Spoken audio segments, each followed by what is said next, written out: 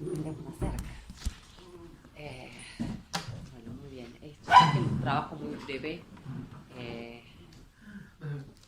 Sabía que iba a ser muy difícil para mí, para este poco del año, tener algo nuevo para presentar. Entonces la idea mía era presentar algo viejo, pero después dije, no, no puedo presentar algo viejo. Entonces decidí comenzar a trabajar un poco sobre una continuación, en realidad, de un trabajo que vengo haciendo, y abrir algunos elementos nuevos, para abrir algunos elementos nuevos. Y entonces eso fue lo que hice. En todo caso, bueno, en fin, es un trabajo in progress, claramente. O sea que sus comentarios son muy bienvenidos. El título es Sociabilidad. Y bueno, algunos ya me han escuchado hablar sobre estos temas, o sea que, pero les prometo que tengo cosas nuevas.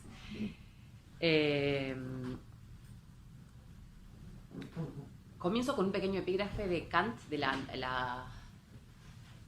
¿cómo andas, Miguel? La Vorlesung Anthropologie Collins, en donde Kant dice: el trato de los demás es el mayor placer de la vida. En el presente trabajo quisiera continuar explorando lo que Kant entiende por sociabilidad humana, o bien por disposición sociable, a la luz de las lecciones de antropología que Kant dictó durante la década de 1770. Me interesa saber qué entiende Kant por este principio, si el principio, y puntualmente si el principio es suficiente para explicar el origen de la sociedad. En otro contexto que no lo voy a desarrollar acá, también me interesa el principio para entender el desarrollo de la historia y de la constitución política, ¿no? Pero bueno, no vamos a llegar a ese punto. Las fuentes que uso para este fin deben, sin embargo, ser tomadas con mucha precaución metodológica. Se trata de lecciones de las cuales tenemos noticias gracias a los manuscritos de sus alumnos, y en el marco de los cuales Kant seguía como guía la teoría de otro autor, ¿no? Como bien sabemos todos, seguía el manual, la metafísica de Baumgarten, y específicamente la psicología empírica. Como, sin embargo, la concepción que Kant tenía de la sociabilidad humana no tiene correlato en la guía que usa, me tomo la libertad para suponer que, en relación a este tema específico, Kant está hablando en nombre propio. En otro contexto, y contra la tesis que defienden una gran parte de los intérpretes, defendí que la sociabilidad humana es irreductible a otros principios. Mostré que el famoso principio de la insociable sociabilidad, que Kant desarrolla en el opúsculo Idea de una historia universal en sentido cosmopolita, implica dos principios que son irreductibles: el de la sociabilidad por un lado y el de la insociabilidad por otro. De hecho, Kant describe en este texto, en este opúsculo, el principio de la insociable sociabilidad en los siguientes términos.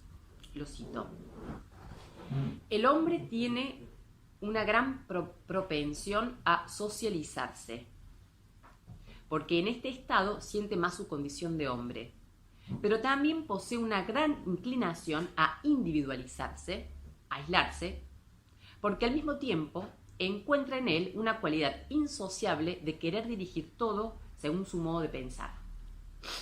Fin de la cita.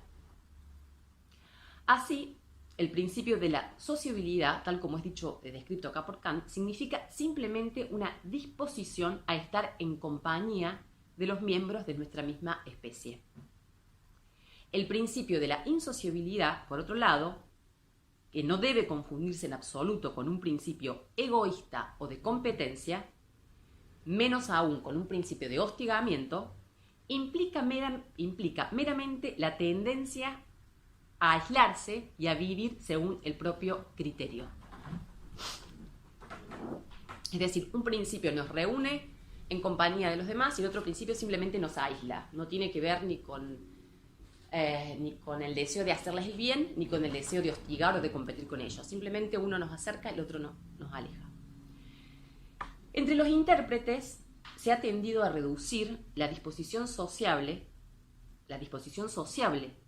que Kant le adjudica al ser humano al principio de la insociable sociabilidad. Al mismo tiempo, se ha tendido a interpretar el principio de la insociable sociabilidad como un principio de la insociabilidad. Y se ha entendido la insociabilidad como equivalente a la competencia o al egoísmo. Por lo tanto, en última instancia se ha entendido la sociabilidad como equivalente a la competencia o el egoísmo. Paradigmáticamente, Allen Booth defiende esta posición cuando señala, cito a Allen Booth. Ay, disculpe.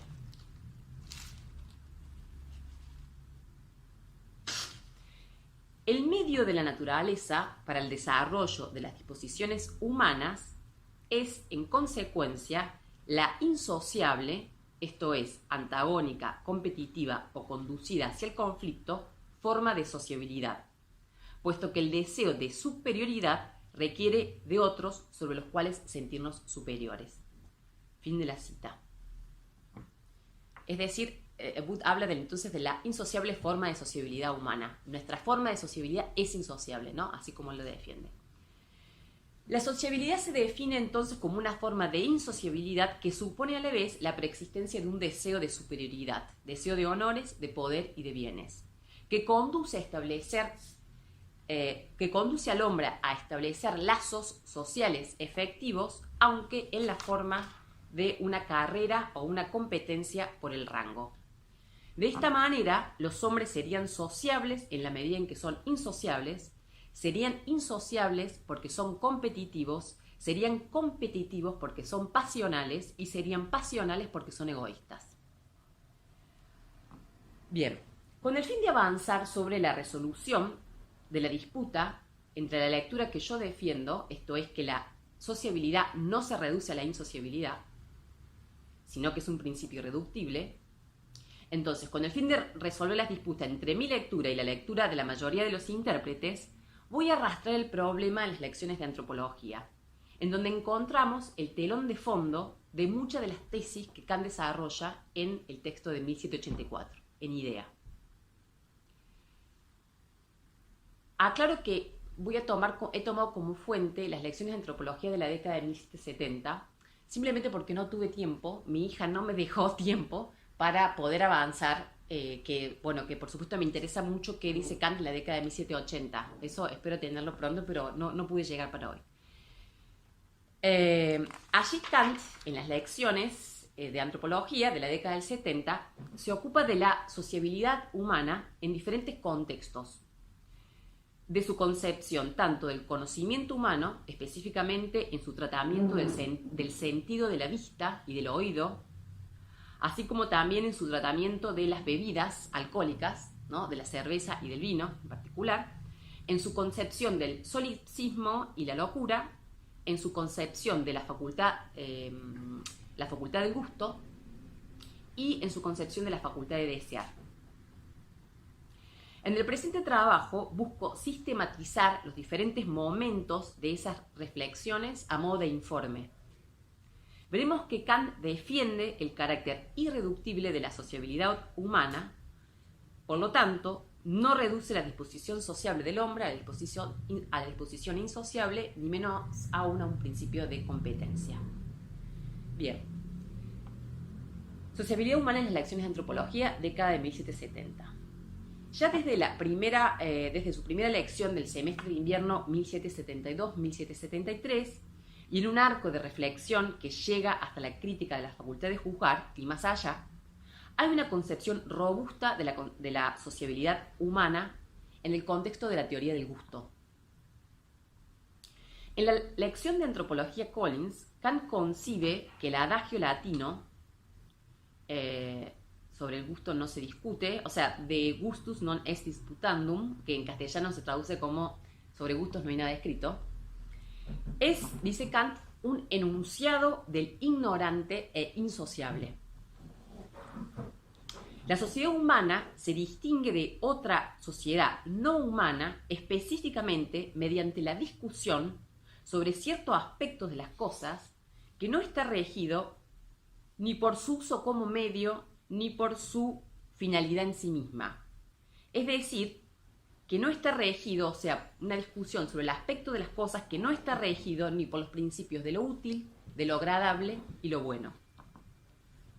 Que dicho adagio sea un principio del insociable se deriva del hecho de que la afirmación contraria, esto es, sobre el gusto siempre se puede discutir, define la sociabilidad específicamente humana.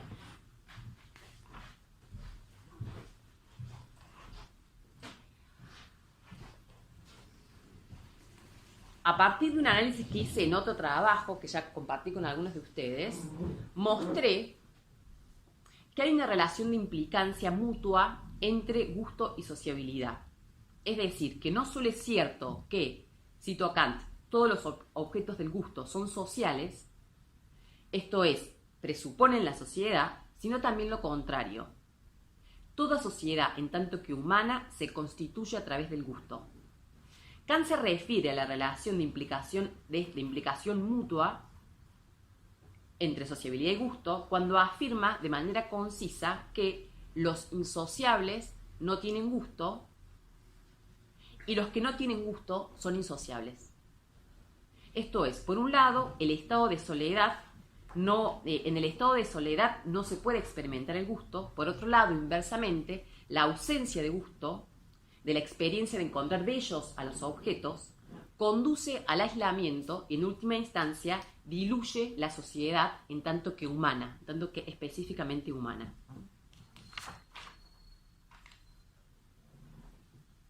Voy a saltear.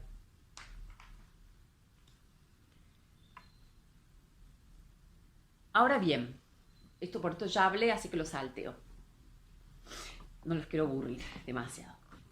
Bien, ahora bien, las reflexiones que más íntimamente se vinculan con la sociabilidad humana, tal y como se expone en Idea, se desarrollan en el marco de la exposición de la facultad de desear humana. En las primeras lecciones de las cuales tenemos registro, es decir, en la antropología Collins, el tema se presenta de una manera algo marginal. Sin embargo, allí Kant afirma, lo cito, los hombres sienten una propensión hacia la comunidad, ¿no? Sería eine gewissen Hang zur Gemeinheit, ¿no? Como hacia la comunidad. Acá estoy citando la traducción de Manuel, creo, sí. Tenemos, y en la antropología que es simultánea, que es la Parrau, Kant dice que tenemos una cierta propensión hacia la comunidad, puesto que las cosas son estimadas según el criterio como son aprobadas o estimadas por los otros. Bien, según esto, el carácter social del hombre se define por el hecho de que su facultad de juzgar, la manera como pondera las cosas en general, y no solo las cuestiones estéticas, atiende a la manera como juzgan y ponderan los otros seres humanos. En el contexto de las lecciones de 1775-1776, es decir, en las lecciones Friedländer, el tema recibe un tratamiento más amplio. Aquí Kant introduce la sociabilidad y la insociabilidad como principios inscriptos en la naturaleza humana. La nomenclatura que Kant ofrece confirma nuestra hipótesis según la cual la sociabilidad es diferente al principio de la insociabilidad. Kant afirma, y acá leo, es una cita un poco larga, pero es importante, ¿no? Porque es una cita muy relevante para la tesis que yo quiero defender. Hay en los seres humanos un principio de la sociedad y de la sociabilidad, y por otro hay un principio de la insociabilidad o de la separación de la sociedad. Aquí colisionan unos con otros mediante principios que han sido, sin embargo, sabiamente preparados por el Creador. En primer lugar, tienen los seres humanos un impulso a entrar en la sociedad, ¿no? Einen Trieb in Gesellschaft zu treten. Pero también tienen otro principio de la insociabilidad que los separa, y por la cual toda la tierra está poblada. Así, cuando la sociedad es grande en un lugar, entonces la gente se separa y se va a otro lugar. Por ejemplo, a América, dice Kant. Cuando allí también aumenta excesivamente la población, se separa nuevamente y así habitan nuevos países. Fin de la cita. Así, la sociabilidad es un principio claramente diferente al principio de la insociabilidad e implica meramente un impulso a unirse a los miembros de la especie.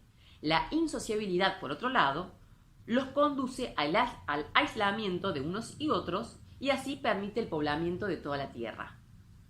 ¿Pero qué significan estos principios? En el contexto del tratamiento de las inclinaciones, Kant distingue entre la inclinación privada y la inclinación hacia la sociedad. Por la inclinación a la sociedad, el término que utiliza en alemán es la gesellschaftliche Neigung, que se distingue de la gesellige Neigung. Son específicamente distintas y esto es importante. Entonces, en primer lugar, como hace una distinción genérica entre la inclinación privada y la inclinación hacia la sociedad, que yo así lo traduje, no sé si es una buena traducción, la gesellschaftliche Neigung. La inclinación privada es una tendencia que está orientada hacia nosotros, específicamente hacia nuestra comodidad o hacia la abundancia de los bienes. Esta inclinación, aunque privada, es también una tendencia que solo puede ser satisfecha por los seres humanos que viven en sociedad. Se trata de una tendencia que es privativa de los hombres tomados individualmente cuando están retirados del bullicio de la sociedad en sus hogares y palacios. La inclinación hacia la sociedad, por otro lado, y aquí Kant establece una distinción importante, puede ser participativa, o sea, teilnehmende, o bien egoísta. La primera, o sea, la inclinación hacia la sociedad, que es participativa, es una inclinación hacia la sociedad que busca el lazo social. Se trata de una tendencia de los seres humanos a estar en sociedad, a hacer familias, a estar a gusto en el trato con los otros, desde la cual se originan sociedades más grandes y desde la cual podemos fundar la inclinación hacia el pueblo, dice Kant. La segunda es una inclinación hacia la sociedad que, sin embargo, no es sociable, sino que está orientada al yo. Y por eso es una inclinación egoísta. Se trata del ansia de dominio o poder, el ansia de honor y la vanidad. Esta inclinación es social porque solo, o sea, es una gesellschaftliche Neigung, porque solo es satisfecha ante la presencia real o espectral de los otros, en la medida en que compiten con nosotros.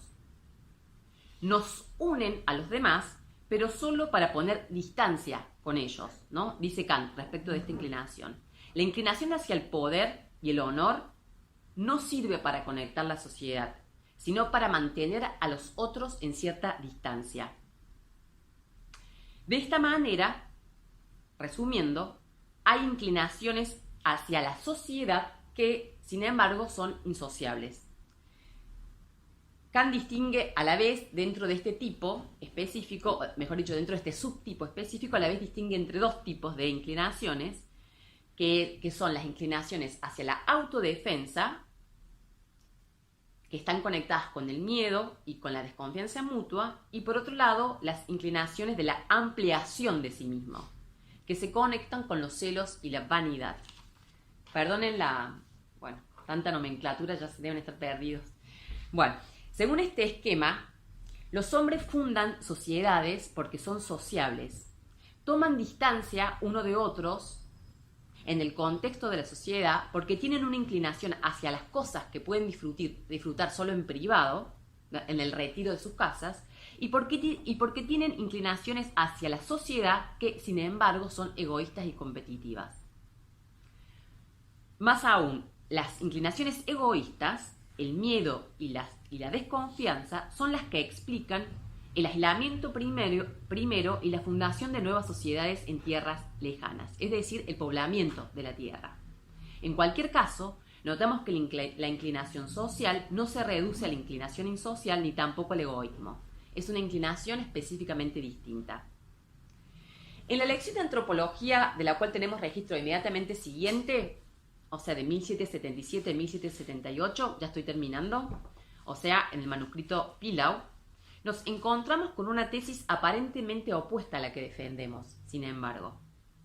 Bien comprendida, sin embargo, explica el malentendido que se ha producido en este asunto y por el cual se ha defendido que la sociabilidad humana se reduce a la insociabilidad.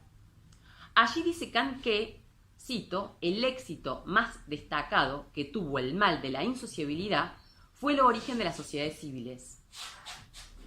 Lo repito, el éxito más destacado que tuvo el mal de la insociabilidad fue el origen de las sociedades civiles. Parece ser lo contrario de lo que yo vengo defendiendo.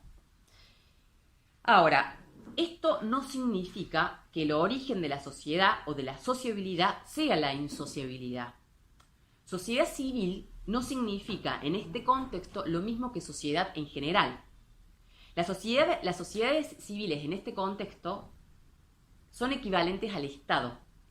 El origen del Estado exige, al menos como uno de sus principios, el principio de la insociabilidad. O mejor dicho, una inclinación a la sociedad que es insocial, es decir, el egoísmo. Pero la sociedad en cuanto tal tiene por principio la mera tendencia a vivir en compañía de los demás. En resumen, según hemos podido constatar en las lecciones de antropología de la década del 70, Kant ofrece una concepción robusta de la sociabilidad humana, tanto en su concepción del gusto como en su concepción de la estructura de la facultad de desear. A la luz de estas fuentes, no es posible defender que la insociabilidad, entendida como egoísmo, sea un instrumento privilegiado para entender la sociedad humana, tal como Kant la entendía. Esto es, según defiendo, se desprende del texto Idea y de las lecciones de antropología dictadas a lo largo del... esto es lo que, según defiendo, se desprende de esta fuente, ¿no? Por supuesto que esto deberá confirmarse con nuevas fuentes. Y eso es lo que traje para ustedes hoy. Muchas gracias.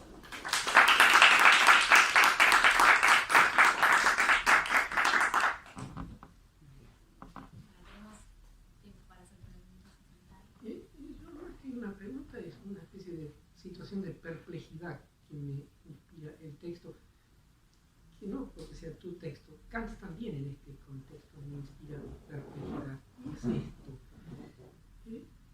Está bien entender las tendencias hacia la sociabilidad o contra o el egoísmo, la necesidad de compañía, como momentos de respuesta a la pregunta que es el hombre, o aspectos de la respuesta a la pregunta que es el hombre. Pero también es inevitable entenderlos como comprobaciones empíricas de psicología o psicología social, si se quiere. Y no lo encuentro suficientemente distinguidos estos dos aspectos, ni en tu texto, ni en el de Kant tampoco. Siempre me sentí la necesidad de trazar una línea clara, divisoria. ¿Esto es una observación empírica o es una observación acerca de las condiciones de posibilidad del Estado, de la vida civil? Y puede ser una cosa como puede ser la otra y siempre me quedo en el aire y no sé cuál de las dos. Bueno, no, eso es, por supuesto que es sujeto de debate. Yo creo que no son observaciones empíricas, sino que creo que son explicaciones del comportamiento empírico del hombre. Tiendo yo a leerlos así, ¿no? Porque efectivamente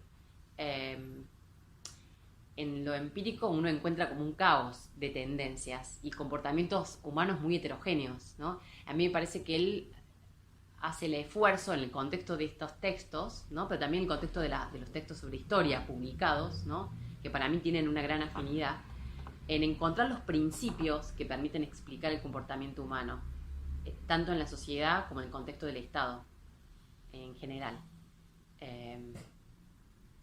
Yo objetaría que es un material empírico. Pero entonces no son solamente dos modos de interpretar, sino ahora tres. Uno es el material empírico, otro es las condiciones de posibilidad de la vida civil, de salir del estado de naturaleza, y otro es este que estás tratando ahora, que es algo así como una explicación inductiva del material empírico. Y ahora se multiplicaron las posibilidades de interpretación. interpretación. No termino de entender la diferencia entre el segundo y la tercera propuesta. Digamos, la primera es la que es empírica, meramente empírica. La segunda tiene que ver con las condiciones de posibilidad, si se quiere, de la forma como los seres humanos se comportan en el contexto de la sociedad, o de los diferentes tipos de sociedades, vamos a decir. Ese tipo de investigación, no digo que no tenga ninguna referencia a lo empírico, porque se está tratando del hombre, que es un ser empírico. No tiene una entidad empírica, espacio-temporal. No hay un hombre que no se define en principio por un contexto empírico, ¿no? Pero creo que no es, a ver si se quiere para que se entienda mejor, no es mera observación, no se sigue de la mera observación, sino que implica una reflexión acerca de un conjunto muy amplio de observaciones. Es un marco teórico general para explicar el comportamiento humano y también el origen del Estado, ¿no? O sea, por eso mismo yo digo de la sociedad en general, incluyendo la sociedad civil. O sea, me parece que él está en ese orden. En las lecciones de antropología está en el orden de pensar el origen del Estado, pero no solo el origen histórico, como sino aquello que nos constituye, que constituye al Estado de manera permanente, de manera continua, ¿no? Y que tiene su asiento específicamente en la naturaleza humana, tal como él la describe. Pero bueno, por eso mismo yo no hago una distinción clara, no veo una distinción clara entre el segundo y la tercera manera de interpretar. Pero si está en desacuerdo, dígame para entender. No es desacuerdo, era perplejidad, no desacuerdo, ¿no? Yo necesito también una guía en esto porque no la tengo, ¿no? A lo mejor hay algo de esto en la palabra pragmática que está en el título de la antropología publicada. Por supuesto, ¿no? Sí. La pragmática quiere decir cómo me desenvuelvo con los otros, cómo hago para no ser aplastado o no ser o integrarme correctamente con los otros. Bueno, ¿sabes de cuánto es la antropología de Knigge? No, la verdad que no. Es más o menos de la época, pero no sé si es anterior o posterior. Okay. Fue el libro del siglo XVIII sobre antropología pragmática, ¿no? No, pero no lo conozco el texto. No, nada, eso. Está bien. Yo también. Sí, cuestiones más bien metodológicas, si uno quiere, ¿no? Sí. Me pareció muy interesante tu intento de rescatar la antropología para responder a un texto que es tardío de los años 80, ¿no? Pero al mismo tiempo me preguntaba si los registros no son distintos. Está claro que la idea, lo que hace Kant es trabajar con la idea de teología de la naturaleza, ¿no? Mientras que las lecciones de antropología trabajan a un nivel pragmático. Por eso quizá metodológicamente me pareció interesante hacer eso, pero a la vez quizás son argumentos distintos, ¿no? Que quizás no se pueden utilizar de un modo u otro. Y la segunda objeción metodológica sería preguntarse si tenemos un texto de los años 80, 84 y nos vamos hasta 1772, ¿por qué no pensar que lo que dice Kant en el 70 quizás se cambia después, ¿no? Sí, por supuesto. Como decía en ese texto de 75, que quizás la interpretación ya es distinta.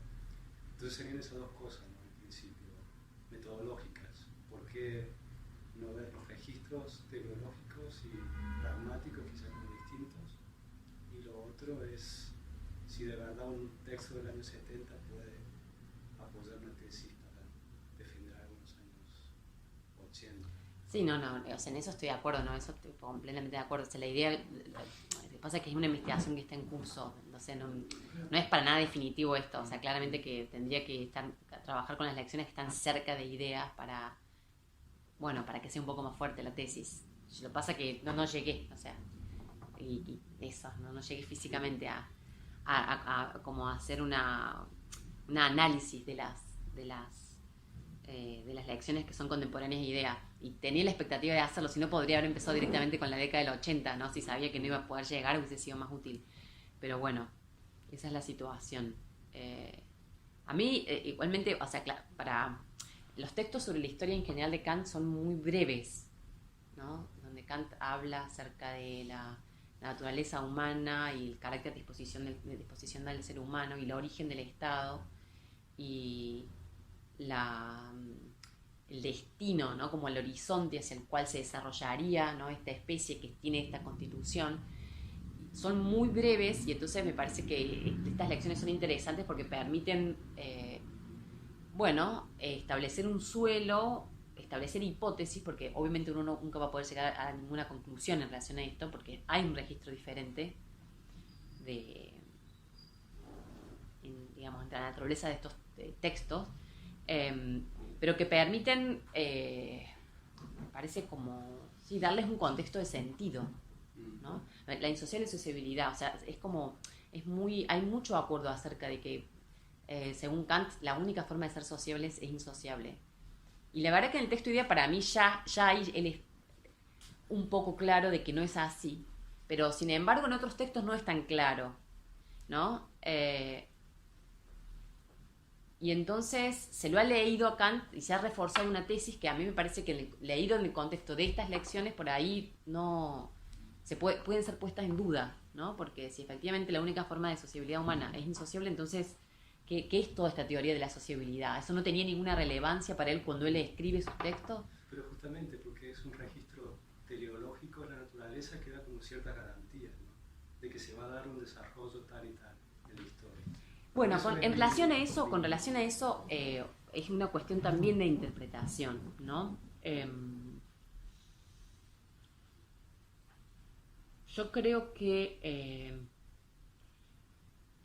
claro que acá uno tendría que hacer recortes y cuidadosos en relación a las épocas y cómo entendía Kant pragmático. En realidad el concepto de pragmático tiene diferentes sentidos a lo largo de sus lecciones de antropología. La pregunta es si el texto idea puede ser leído en un sentido pragmático también. Por lo menos si uno lee la tesis 9 del texto idea, aparentemente sí, ¿no? Porque Kant dice expresamente que justamente el texto que él está publicando sobre una idea universal en sentido cosmopolita promueve el desarrollo de una sociedad cosmopolita. O sea, él le da un tinte pragmático a su texto. Pero pragmático significa, hay algo empírico, yo conozco el hombre como es y por tanto me puedo orientar. Debido a que lo conozco como es, puedo tener un conocimiento como yo me puedo orientar en el mundo, ¿no? Pero la teleología me dice, la naturaleza me da como ciertos Anlagen, sí, que hacen que la historia va a tener cierto curso y hay como un paralelo, si uno quiere, de la teoría normativa, ¿no? Que todo se va como acomodando, si uno quiere. Yo pienso más en la teoría de la paz perpetua, ¿no? Donde uno tiene el deber de la paz y a la vez la naturaleza que da esas garantías, de que se va a concretar, ¿no? Por ejemplo, que los hombres no van a tener un solo lenguaje, sino que debido a que somos distintos, entonces esa cosa del federalismo se tiene que dar.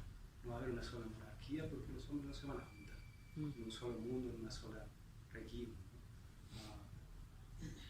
Entonces esa es la naturaleza que siempre nos da las pautas para que lo que nosotros tenemos como un deber se vaya concretizando de algún modo en la historia. Y por eso me parece que los registros son como distintos. Y yo diría, el egoísmo es por eso importante, por eso esa Geselligkeit. Yo lo interpretaría como un egoísmo, porque está esa metáfora de los árboles, que si crecen solos se van para todos lados, pero si crecen en un bosque, crecen derecho. ¿Por qué? Porque compiten unos con otros. Y así es como se forma la historia según Kant, yo en ese sentido teleológico de la naturaleza. Sí, lo que pasa es que si fueran solamente insociables, no crecerían en el mismo bosque. No el asunto es que se dispersarían, ¿no? No son solamente insociables, sino que la insociabilidad te da la pauta de cómo nosotros nos mejoramos en todo caso, ¿no? Cómo hacemos un progreso dentro de la historia y que la naturaleza nos da justamente la base para eso. No, o sea, digamos, efectivamente el origen de la historia es la insociable sociabilidad, por lo tanto, digamos, hay un componente de competencia y egoísmo que él pone en el origen de la sociedad. El tema es cómo se entiende ese principio, si es un principio único o si es un principio compuesto. Y luego, si es un principio compuesto, si hay una efectualidad de esos principios que es independiente del hecho de estar en composición con el otro principio, ¿no? Es decir,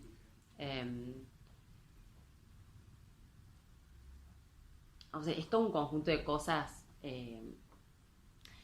O sea, con respecto al carácter metodológico, que era el primero que decías, porque en realidad, a ver, no es que...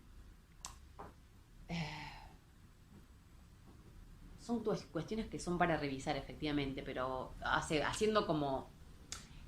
Esto, por supuesto que no estoy negando que estoy haciendo un nuevo salto enorme, ¿no? Pero, digamos, en la antropología que él publica finalmente, en la primera página, Kant señala que la antropología, o sea, es pragmática justamente porque no se estudia al hombre tal como es, sino tal como debe ser el hombre, ¿no? Que en ese sentido uno puede decir a partir de un ideal práctico. Y si uno toma ese modelo de antropología, esa concepción de pragmática, entonces puede funcionar perfectamente para entender el texto idea. Se aplica en el sentido que se estudia la naturaleza humana, en un sentido teleológico, en un sentido disposicional, en función de una idea hacia la cual se tiene que ir. Por supuesto que todo esto que estoy diciendo estoy haciendo saltos de época, que, en fin, que es complicado. O sea, lo mejor que yo tendría que hacer, digamos, para que mi tesis sea más fuerte, es trabajar con el texto, la antropología de Monrovius, y mostrar que él en ese mismo año, en esa misma lección de antropología, él entendía esto por sociabilidad. Y entonces, bueno, ya la cercanía epocal ya como que un poco ajusta un poco todas las tuercas. Y quizá con eso sería suficiente. Pasa que, bueno, yo estoy en eso y estoy ahora elaborando, esto no es un trabajo definitivo, pero yo sigo insistiendo igualmente que las lecciones de antropología son útiles para entender el texto idea. Me parece que más allá de que tienen una finalidad distinta, que son clases, uno es antropología, el otro es historia, yo no la separo. A mí me parece que las tesis son muy similares, está trabajando con materiales muy parecidos, con los mismos conceptos.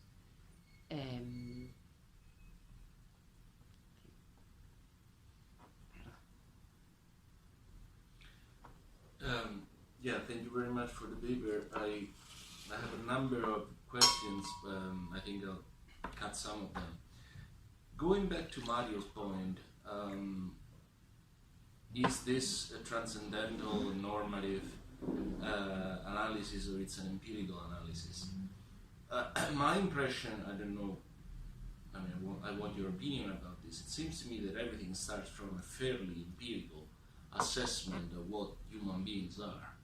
So they are characterized by limited benevolence, if you want to use a different language. They have goals, they have understanding, and they know that they can reach these goals only if they do certain things. That is, they live in society, they pursue their goals, but they do it in a certain way, they cannot do it by themselves. So given this very general empirical thesis about human beings, of course, we can attach a sort of transcendental argument that says even a race of evil or of evils will enter civil society because it's inevitable, it's in their interest to do so. So we don't need to go and look in each society's history to know that this is what happened. We know it a priori, and so to a certain extent this is a non-empirical conclusion that you may make, but I would say that the starting point is a fairly solid empirical assessment of what we are. Otherwise it's difficult even to give credibility to the transcendental argument. So that's the first point. The second point doesn't relate so much about the paper that you presented today, but about what you said is in a different work that you have done, which unfortunately I'm not familiar with. But I was intrigued and a little bit disturbed by this idea that you mentioned in passing, that taste is always social.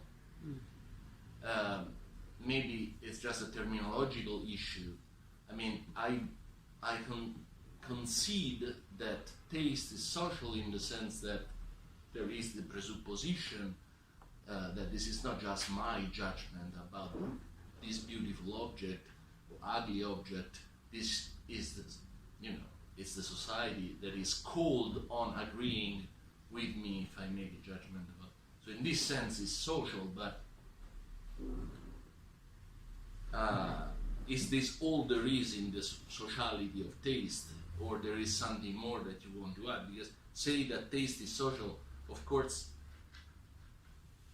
invites to things very non-Kantian things, such as it depends on the kind of societies we are talking about. It depends on the aesthetic traditions of that group of people, which is different from the aesthetic traditions of another people, or it depends on socio-economic conditions of the society, a sort of proto-Marxist analysis of taste. So it seems to me that saying that taste is social should be qualified in order to avoid this kind of misunderstandings. Third and last, on your paper, I think I agree with you that sociability and non-sociability should not necessarily be reduced to egoism and the opposite of egoism. From purely conceptual point of view, you can be extremely egoistic in the most social elements of your life. So if you crave for power, I think, as you were saying, if you are a politician who is really big on getting power, recognition, honor, and that stuff, you are among people, you are always among people, but there is nothing truly generous about it, if of course your intentions are to gain power for yourself and not for some higher cause or something like that. Conversely, people who are very isolated can be very generous. And we can think of some sort of religious heroes who live secluded from societies, but that they have in them the most pure feeling for other human beings, for the suffering of other human beings. They are saints, but they live alone. So I agree with you that these two principles cannot be reduced to egoism.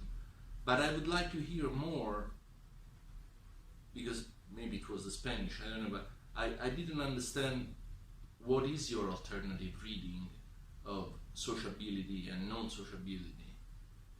If they are not to be reduced to egoism, what else is there? Okay. Well, let's see. First of all,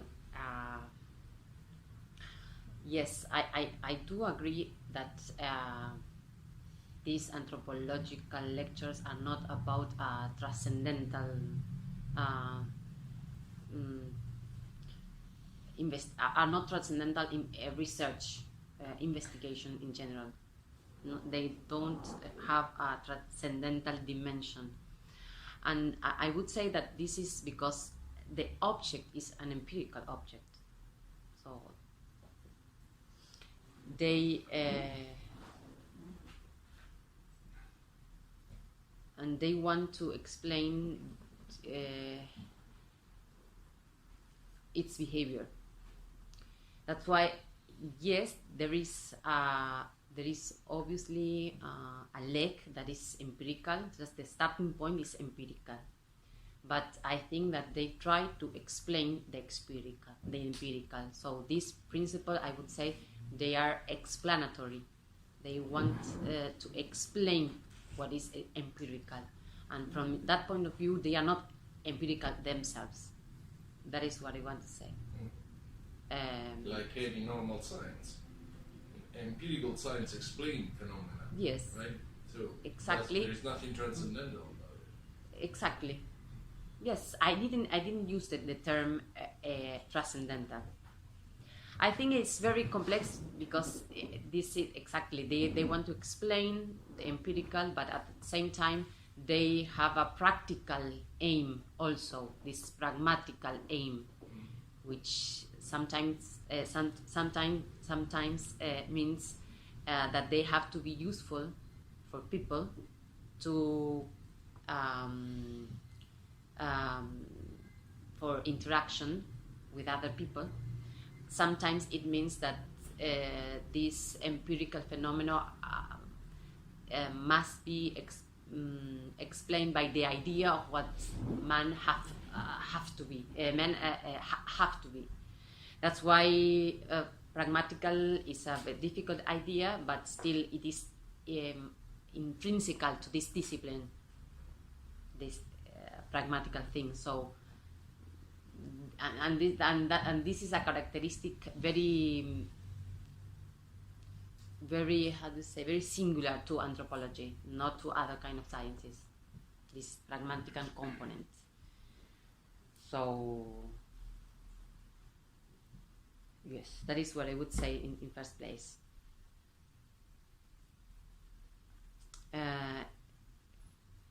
In respect to the second one, the taste is always social. Yes, what he says is that this idea that when we judge, when we find beautiful an object, we do it always taking in consideration what other people judge or should judge or must judge about the object. And that's why it's social in this sense that when I judge, I always take into account the point of view of other people. But what do you mean by? Oh, I know that you're referring to the past paragraph in the critical judgment, but what do you mean by taking into account the point of view of other people? I mean, the official story is that if I look at a Picasso, my understanding and my imagination start this wonderful play. They excite one another. There is this free play of the imagination, Beförderung des Lebens, and so on and so forth. The last thing I think about is the judgment of other people, right? So it's not that how would other people judge this painting? That at least that's not the way I read the way in which Kant describes what happens when you say this is beautiful. Of course, it's implicit in my judgment, even the way I describe it, that other people will agree with me because they have the same understanding and the same imagination, ultimately, and they respond to the same forms through which we make experience of objects. So they have pretty much the same mind. That's why they will find it beautiful. So, but it seems that you want to say something more about this very minimal notion of sociability of taste. And if this more puzzles me a little bit. Yes, I think that Kant wants to say something more than saying that, they have the same cognitive structure when they judge something beautiful. I would say that that simply these kind of things, arts, let's say in general, invite us for judging to discuss with the others, and this is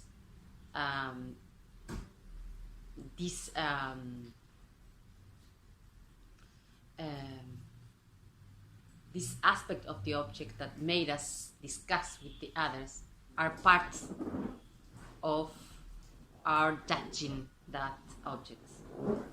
That is, we are interested in knowing what the other people think about, or what they feel or they judge when we judge the object. But don't you think this is the outcome of the fact that you will never be able to capture the beauty of the object through a concept? So this idea of we are always invited to discuss could be just a consequence of the fact that the experience of the beautiful is so great, among other things, because it's infinite. That is, you don't stop the experience of the beautiful by saying, here is a concept that is going to explain what I'm. Yes. So That's idea, an aspect, because you don't have neither have a concept of the taste of the ice cream, but still you don't need to discuss forever if you like or you don't like the chocolate. Yeah. So, but there is an aspect of the object that is not the taste in the sensitive way of understanding that made us discuss with the others, and I would say that is exactly what he means when he says that taste is social. So not to find the confirmation No. of your assessment of the object, but to share this experience of having, you know, your imagination and your understanding triggered in this very special way that you may, which is what happens if you go to a museum. I think it's what there happens. is a moment exactly. in which you want to look at the thing on your own and you want to experience before a beautiful painting, but then you also want to discuss. Yes, and that's a very important moment of judging aesthetically. When we talk with the other about the picture, when we talk with the other about the film, that is that is not something external to judging aesthetically. That is an intrinsic moment.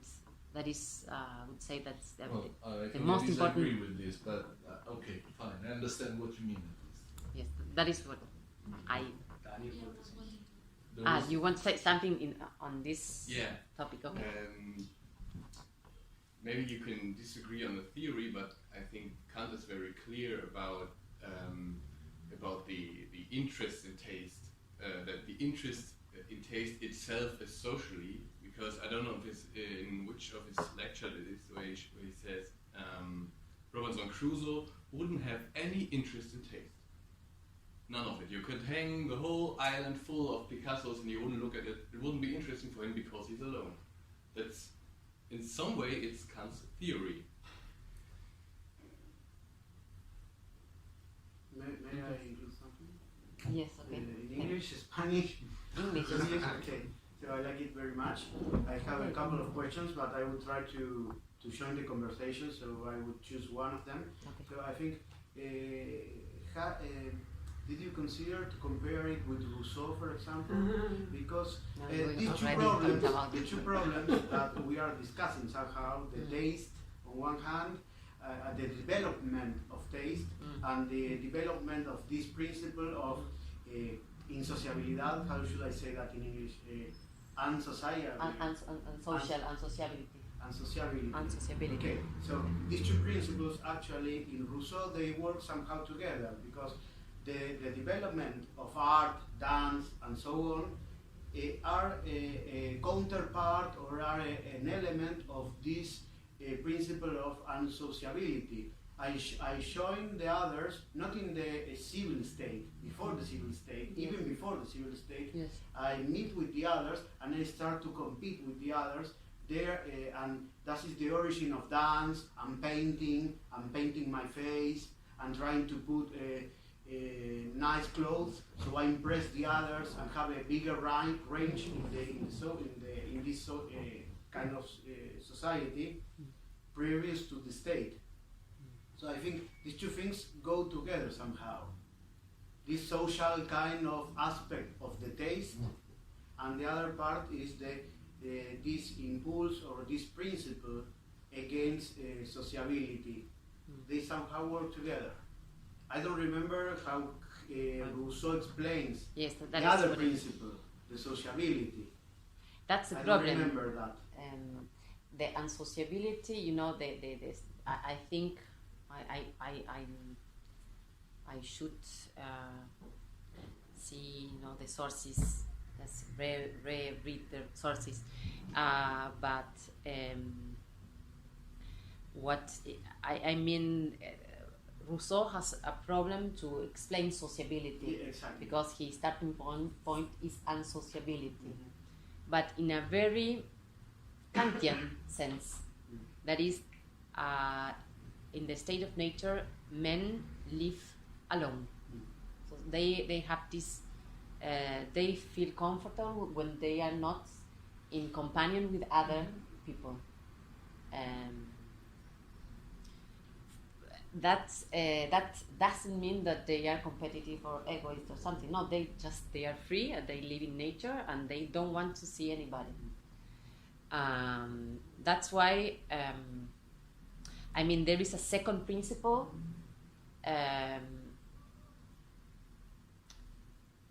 beside freedom that makes man to live on their own, on his own, and that is pity. But through pity, they only feel bad when other living being suffers. But this principle doesn't mean that they are sociable neither.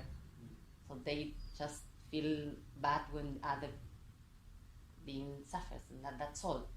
That's why I think that in this model it's very difficult for Rousseau to explain exactly the sociability, why men come into a society.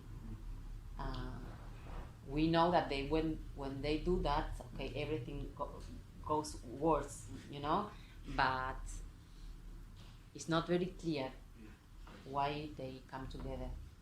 Kant has an explanation. Sorry. No, sorry. No, only one thing. Kant has an explanation. They are social. They like to live with other people. And not because they want to compete. It's because they enjoy the company of other people.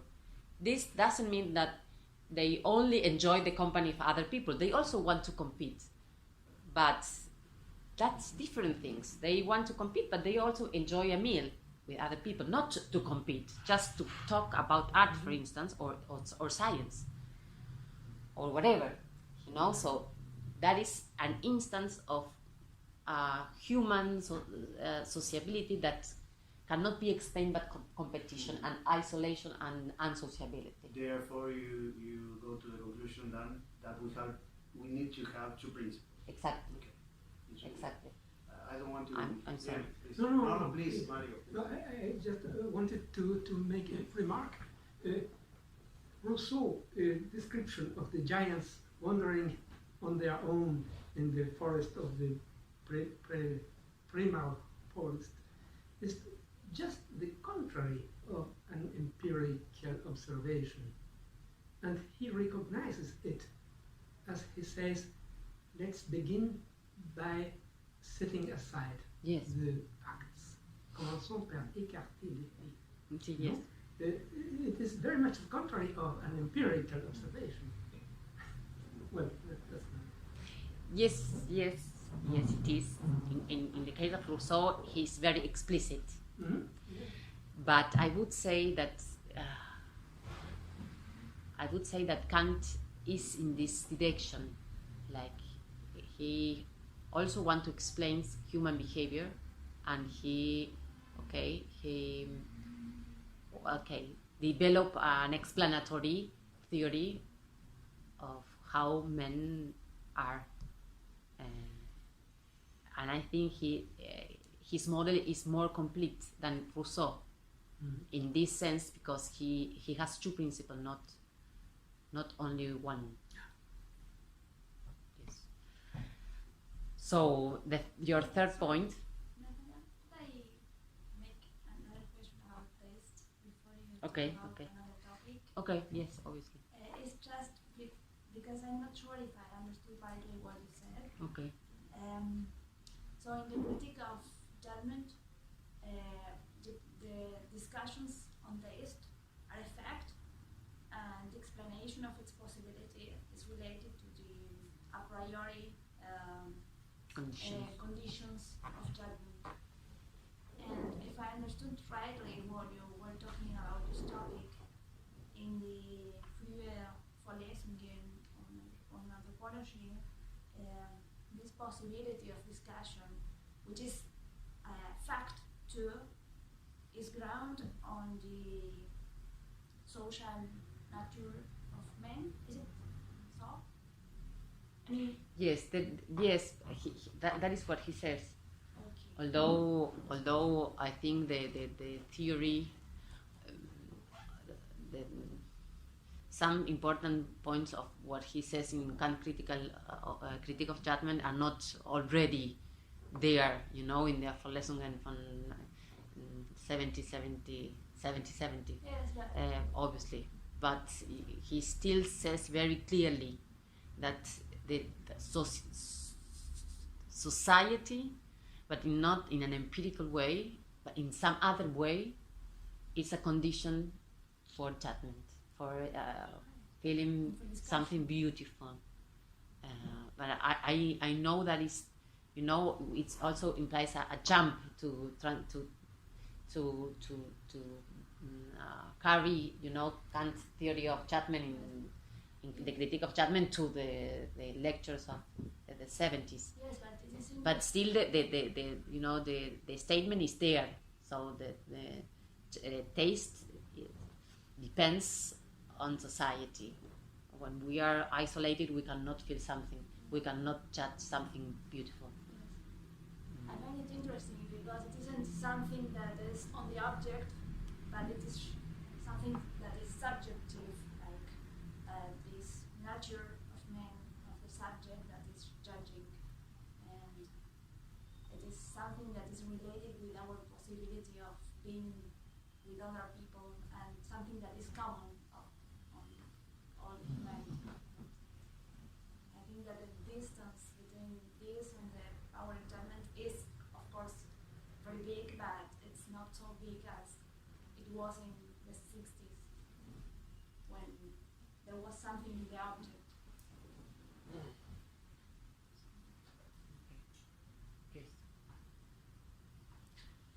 Yes. Yes, I would agree. So your third point about you said that the politician could be very competitive, very egoist. So the politician, by the politician you mean someone who is very social, paradigmatically social, and an isolated man could be a very good man. He could have a very sophisticated sense of good, of being good, and I would agree with that absolutely, because there is at least two senses for being social. One is taking into using, you know, the terminology of the Friedländer Verlesungen. He says he distinguished between the gesellschaftliche Neigung that are unsocial. So that is the politician, paradigmatical the politician, that they need for society, for being better, for command. They are very social men in very clear sense. But you know, I have another sense of being social which is not competitive, and that is this gesellschaftliche Neigung, that is Gesell. And this way of being social is not the way that politicians are. So explain another kind of human behavior, not the politician one. Being social, this is very important to clarify why an isolated man could be good. Because being social doesn't mean, in my hypothesis, of being good at all. You can enjoy very much to have a meal and not being a good man. So that's why you can have one thing and not have the other. Exactly. Yes, an isolated man could yeah. So far he has reason. He can have a very sophisticated sense of being good, but still yes, he and you want to say, just to understand the basic of your thesis, you want to say that this tendency in human beings that is social in the sense of not necessarily being moral or generous, but at the same time is also distinguished from anything that has to do with egoism, pursuit of one's own interests, and so on and so forth, is an independent principle for Kant that is necessary to explain the existence of society. Yes. Okay, good. Yes, exactly. Just so I'm sure they understood you. And I agree in this case. Okay. Hay una pregunta más de Miguel. Okay. ¿Hay tiempo? Sí, porque Quizás insistir un poco con cosas que ya te preguntaron, pero capaz que estoy agregando algún elemento más que puede servir para que sigamos pensando el tema. bueno. Yo también tuve la misma inquietud que te planteó Mario y Luigi Calanti sobre el nivel de la investigación, pero yo me lo preguntaba en otro sentido. Bueno, tal vez es el mismo, no sé. Yo lo planteo y cualquier cosa me corrigen. Me lo preguntaba en qué sentido a estas cosas que vos presentaste, principio de sociabilidad y principio de insociabilidad, se las puede llamar principio, ¿no? Porque esa pregunta tiene que ver también con el método de la investigación. Por ejemplo, yo me lo preguntaba de varias formas esta pregunta. ¿De qué forma podemos hacer una investigación que parta de la presunta naturaleza humana? Obviamente no puede ser una investigación moral, porque Kant lo excluye explícitamente en la fundamentación de la metafísica. No puede ser una investigación trascendental, en el sentido de la crítica. Obviamente no se puede hablar de principios en el sentido de la razón pura, tampoco se puede hablar de principios en el sentido del imperativo categórico, o de leyes objetivas, de leyes morales. Entonces, dándole vuelta a esta cuestión, no sé si vos te lo detuviste a pensar y tenés alguna hipótesis. La única hipótesis que a mí se me presenta, que se me ocurrió ahora, tal vez está mal, plantearlo en términos de juicios reflexionantes, ¿no? Como partir de hechos, intentar ir a algo universal. La otra hipótesis que vos habías presentado era como hipótesis explicativa, o tal vez podríamos hablar de algún tipo de juicio regulativo, ya que el texto de idea tiene un carácter teleológico vinculado con la historia, como bien decía Gabriel. Capaz que es estar volviendo sobre un mismo tema que ya se planteó sin agregar nada nuevo, pero yo me lo había notado porque es una inquietud, que no es un problema de tu texto, es un problema del propio texto de Kant. No, sí, está muy bien lo que decís. O sea, a mí lo que me parece importante distinguir es la naturaleza de la reflexión, que llega a la conclusión que hay en la naturaleza algunos principios con el estatuto de esos principios mismos. Claro. No digo que estén completamente desconectados, pero son dos cosas distintas. Es muy importante exactamente que Kant hable de principios en este contexto, que hable de principios en el contexto de las lecciones de antropología y también en el texto idea. Que sean principios significa, y esto es muy importante, que no se pueden reducir a otra cosa. Eso significa que sean principios, si no, no serían principios, ¿no? Entonces, esto refuerza la idea de que efectivamente si él habla de principios en plural, no puede ser uno solo, ¿no?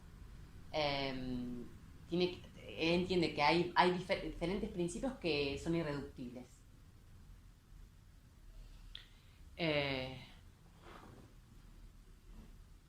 Al mismo tiempo, justamente porque él concluye que hay ciertos principios que explican la naturaleza humana, me parece que eso apunta a...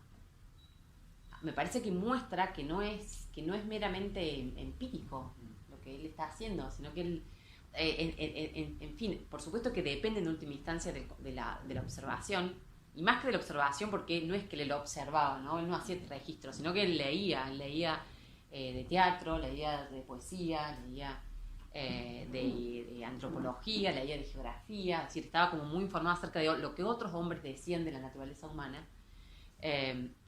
Y en función de eso trata de encontrar, a partir de una reflexión efectivamente, sí, reflexionante, ¿no? En medida que el punto de partida es particular, una reflexión reflexionante que asciende hacia los principios, cuáles son los principios que pueden dar cuenta de eso que se ve,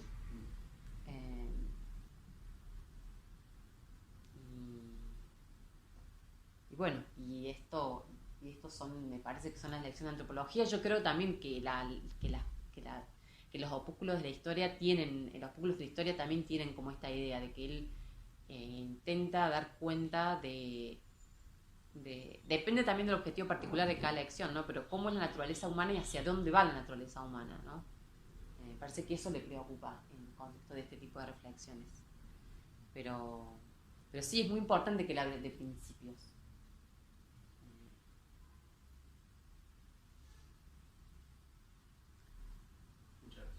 Sí.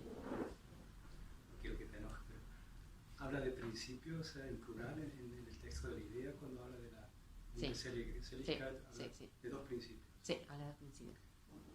Se habla en plural. Por eso, es decir, a veces habla en plural, a veces habla en algún momento habla de la insociable sociabilidad como en singular. Y por eso genera tantas confusiones igual, ¿no? O sea, por supuesto que es un término que está en disputa y no es que todo me da la razón a mí, porque si no... No, claro. Pero habla de dos disposiciones. Habla de la disposición sociable y la describe de una determinada manera, y habla de la disposición insociable y la describe de determinada manera. Y la otra pregunta que yo tenía, me acordaba, el puesto que le da Kant a la guerra, ¿no? O sea, si uno lo compara después con la paz perpetua. A la guerra. A la guerra, ¿no? Y que la guerra parece tener ahí un significado positivo, ¿no? Como después en el texto de la paz perpetua.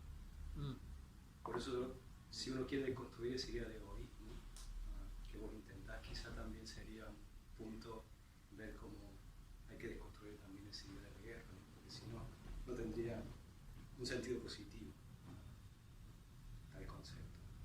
Habría que ver cómo se pueden conjugar las dos cosas ahí, de algún modo. Sí, lo que pasa es que, o sea, en el texto ya está, o sea, digamos, si bien son dos principios que son irreductibles, funcionan en el mismo ser humano, funcionan en la misma subjetividad. Entonces, nunca, en la teoría se pueden separar, en la práctica no se pueden separar, funcionan juntos, y eso hace que tengan consecuencias específicas por el hecho de que están juntos, ¿no? O sea, cuando trabajé el concepto específico de insociable sociabilidad, o sea, una de las conclusiones a la que llegaba era que si los hombres fueran exclusivamente insociables, vivirían en el aislamiento, o sea, serían el hombre de naturaleza rusoniano, ¿no? Y si los hombres fueran exclusivamente sociables, estarían todo el día conversando y no producirían cultura, no comenzarían la historia, digamos, ¿no? Justamente la historia es un producto de la conjunción de ambas cosas, ¿no? Del hecho de que los hombres se sienten libres en el sentido de que quieren vivir según su propio criterio, pero al mismo tiempo viven con otros, porque les agrada vivir con otros, y entonces ahí entra un juego de competencia de cuál de los criterios va a primar, ¿no? Para definir eso, justamente los hombres entran en una competencia en la cual que define el rango en el cual va a estar cada uno, y que va a permitir a algunos o a uno imponer su propio sentido a los demás. Entonces ese como vendría a ser como el esquema que permite explicar la competencia y el desarrollo, el origen de la historia y el desarrollo de la historia. Sí, efectivamente la guerra tiene una función en texto idea en el desarrollo histórico hasta un cierto punto, porque si no, es decir, por una ex hipótesis es pensable un estado de paz mundial, ¿no? Tal, al menos si se cumplen todas las condiciones, que son muy difíciles o inclusive imposibles de cumplir, tal como él lo dice, pero en principio es formulable un estado mundial en donde los estados no entran en guerra entre sí, digamos, ¿no? Eso ya está claramente expuesto en el texto del 84. Lo que pasa que todavía claramente no se ha llegado a esa instancia, y en ese momento todavía es productiva la guerra, ¿no? Y en el 95 ya no, o sea, Kant dice no, o sea, hay que bajar las armas porque la guerra no nos va a llevar a la paz.